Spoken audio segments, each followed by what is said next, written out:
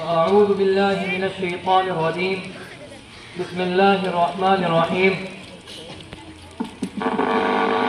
جئناكم من آل فرعون يسومونكم سوء العذاب سبحان ربك رب العزة عما يصفون وسلام على المرسلين والحمد لله رب العالمين اللهم صل على سيدنا محمد وعلى آل سيدنا محمد وبارك وسلم اللهم صل على سيدنا محمد وعلى آل سيدنا محمد وبارك وسلم اللهم صل على سيدنا محمد وعلى آل سيدنا محمد وبارك وسلم. میرے محترم بزرگوں، دوستوں اور عزیز ساتھیوں، آج ہی 15 اگست کا دن ہندوستان کی تاریخ کا ایک سنہرا باب ہے. یہ دن ہمیں آزادی کی یاد دلاتا ہے، وہ آزادی جو بے شمار قربانیوں اور محنتوں اور مشقتوں اور ایک لمبے جہاد کے بعد حاصل ہوئی. 15 اگست 1947 کے دن ہمارا ملک ایک غلامی کی طویل اور کالی رات سے آزاد ہوا، اور آزادی اللہ رب العزت کی ایک عظیم نعمت ہے. اللہ نے قرآن کریم میں بنی اسرائیل کو فرعون سے آزادی کا ذکر بطور احسان کے فرمایا اور کہا وَإِذَا أَنجَيْنَاكُم مِّنْ آلِ فِرْعَوْنَ يَسُومُونَكُمْ سُوءَ الْعَذَابِ. ہم نے تم کو فرعون کی غلامی سے آزادی دی.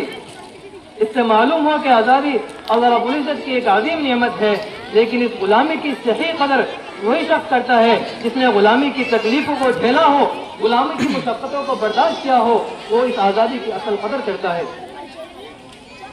اور یہ حقیقت کسی سے چھپی نہیں کہ اس ملک کی آزادی کی بنیاد میں سبھی قوموں کا خون شامل ہے، مگر مسلمانوں کا اس میں کردار نمایاں اور فیصلہ کن رہا.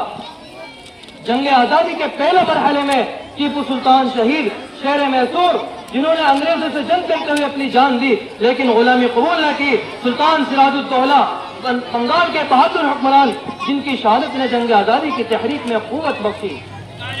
دوسرے مرحلے میں شاہ عبدالعزیز محدث دہلوی نے ایک فتویٰ جاری کیا اور کہا کہ انگریز یہ ہندوستان اب دارالحرب بن چکا ہے، اب جہاد کرنا فرض ہے. حضرت شاہ اسماعیل شہید اور سید احمد شہید نے اس فتوے پر عمل اقدام کیا اور بالا کوٹ میں شہید ہوئے. پھر آیا جنگ آزادی کا تیسرا مرحلہ، یعنی 1857 کی جنگ، جس میں ہمارے علماء دیوبند اور دیگر مدارس کے سینکڑوں علماء نے حصہ لیا. مولانا فضل خیر آبادی اور مولانا احمد اللہ شاہ جیسے سینکڑوں علماء کو پھانسی اور قید کی سزائیں دی گئی. آج ہر سال 15 اگست آتا ہے، قومی ترانے گائے جاتے ہیں، جھنڈے لہرائے جاتے ہیں، لیکن کیا ہم نے اس جشن آزادی کی اصلی تاریخ کو جاننے کی کوشش کی؟ کیا ہم نے ان قربانیوں کو یاد کیا جو اس جنگ آزادی کی اصل بنیاد بنے تھے؟ کیا ہم جانتے ہیں کہ اس ملک کی آزادی کی اصلی چنگاری کس نے بھڑکائی تھی؟ نہیں، کوئی نہیں جانتا. میرے عزیزوں، جب یہ ملک انگریزوں کے نرغے میں آیا تو سب سے پہلے جس طبقے نے بغاوت کا علم بلند کیا وہ تھے علماء اکرام. اور یہ صرف 1857 کی جنگ آزادی کی بات نہیں، بلکہ اس سے بھی کئی دہائیاں پہلے 1803 کے آس پاس حضرت شاہ عبدالعزیز محدث دہلوی نے ایک فتویٰ جاری کیا اور کہا کہ ہندوستان دارالحرب بن چکا، اب انگریزوں سے جہاد کرنا فرض. یہ فتویٰ کوئی عام فتویٰ نہیں تھا، بلکہ اس فتوے نے ہندوستان کے علماء اور مشائخ میں ایک ایسا نیا جذبہ پیدا کر دیا کہ جن کو عام لوگ مدرسوں، مکاتب اور خانقاہوں میں مصروف سمجھتے تھے، انہوں نے اپنی جان ہتھیلی پر لے کر میدان جہاد میں قدم رکھ دیا. اور حضرت شاہ عبدالعزیز محدث دہلوی کے خلفاء اور تلامذہ میں حضرت شاہ اسماعیل شہید اور حضرت سید احمد شہید جیسے نفوس قدسیہ پیدا ہوئے، جنہوں نے شمالی ہند سے لے کر خیبر تک جہاد کی ایسی شمع روشن کی جو آج بھی ہماری تاریخ کے ماتھے کا جھومر ہے. پھر آیا 1857، جس کو برطانوی مورخین غدر کہتے ہیں، اور ہمارے علماء اکرام نے اسے پہلی جنگ آزادی قرار دیا. اس جنگ میں بانی دارالعلوم دیوبند حضرت مولانا قاسم نانوتوی، مولانا رشید احمد گنگوہی، مفتی عنایت اللہ تاگوروی اور مولانا یعقوب نانوتوی اور دیگر علماء اکرام نے انگریزوں کے خلاف عالم جہاد بلند کیا.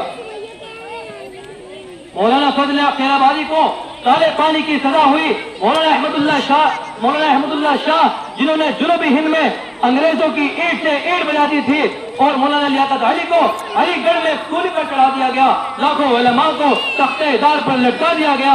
انگریزوں نے ایک منصوبے کے تحت تمام ملک میں مدارس اسلامیہ کو بند کیا اور علماء کو دہشت گرد قرار دیا اور ان کی قربانیوں کو تاریخ سے مٹا دیا۔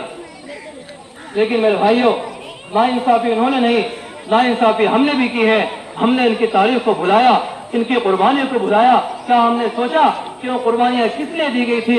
ذرا غور کرو، وہ قربانیاں صرف اس لیے دی گئی تاکہ ہمارے آنے والی نسلوں میں دین پہنچے، ہمارے آنے والی ہندوستان کی ہر نسل ایمان پر قائم رہے، کہیں ایسا نہ ہو کہ دین سے منہ موڑ کر مرتد ہو جائے۔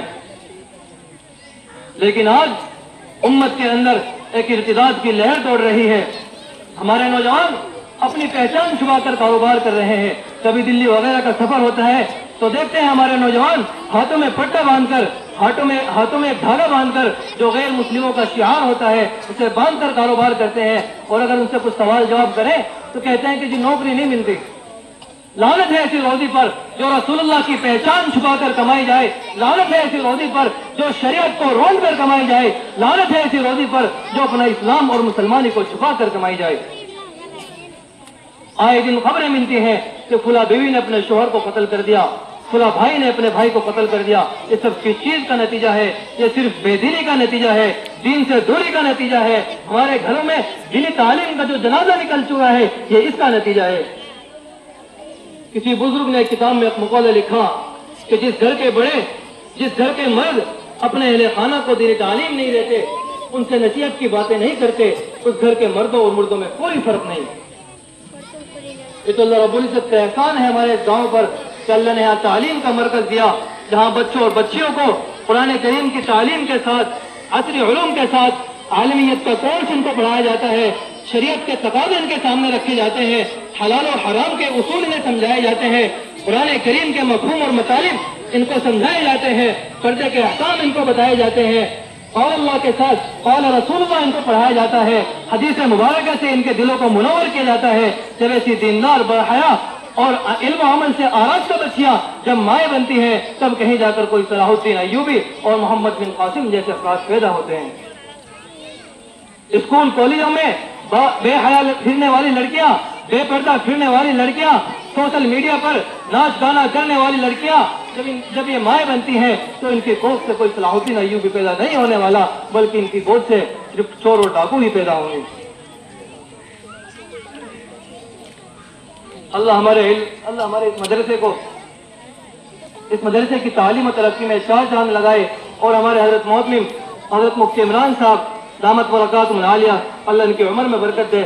اسی طرح حضرت ہمارے محسن مرشد حضرت مولانا مفتی صابر صاحب اللہ ان کو بھی، ان کی محنتوں کو بھی نعمت بدل دے۔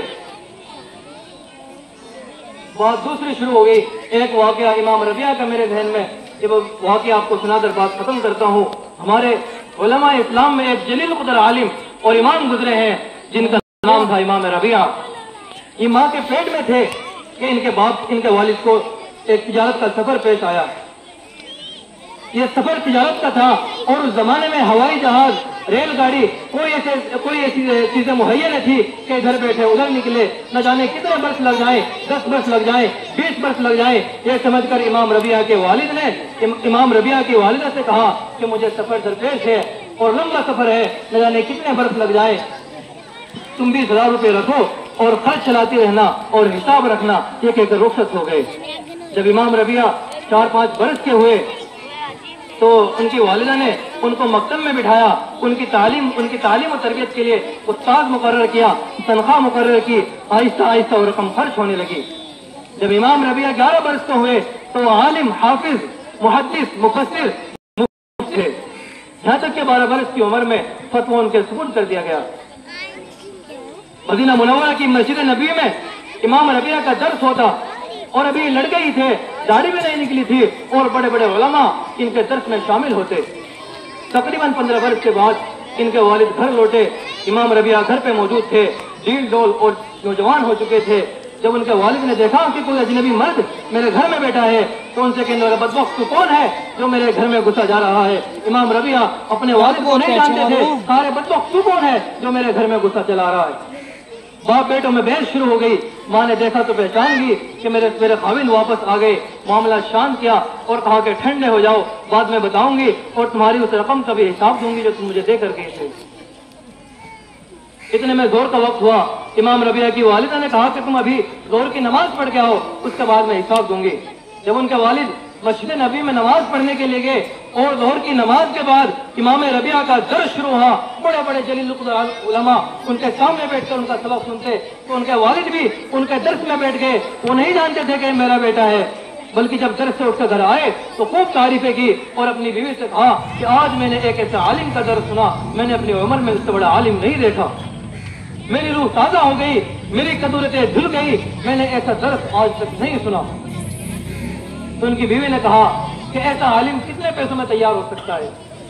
انہوں نے کہا کہ پیسے کی بات کر رہی ہو, اگر خزانے بھی ختم ہو جائیں پھر بھی گھاٹے کا سودا نہیں. تو امام ربیعہ کے والد نے کہا یہ آپ ہی کا بیٹا ہے, جب آپ سفر میں گئے تھے میرے پیٹ میں پل رہا تھا, میں نے وہ 20,000 کی رقم اس کی تعلیم میں خرچ کی. حسرت سے بیوی کو چوما. جب امام ربیعہ گھر تشریف لائے تو والد نے کہا مجھے معاف کر دیجئے, آپ تو علماء کے استاد ہیں. بیٹے نے کہا آپ مجھے معاف کر دیجئے, آپ میرے باپ ہیں.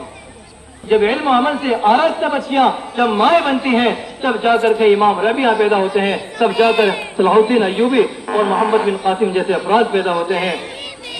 اصل بات جو میں عرض کر رہا تھا کہ ہم جشن آزادی تو مناتے ہیں لیکن اپنے علماء کی قربانیوں کو بھلا دیتے ہیں. اب ضرورت ہے کہ ہم عالم اور حافظ بننے کے ساتھ تاریخ کے مورخ بنے, قلمکار بنے, سچ کے ترجمان بنے. اگر ہم خاموش رہے تو آنے والی نسل گاندھی کو مجاہد اور فضل آخر آبادی کو غدار سمجھیں گی. اللہ ان کی قربانیوں کو حق ادا کرنے کی توفیق نصیب فرمائے, ان کے درجات کو بلند فرمائے اور ہمیں ان کی قربانیوں کی قدر کرنے کی توفیق نصیب فرمائے. وآخر دعوانا الحمدللہ رب العالمین.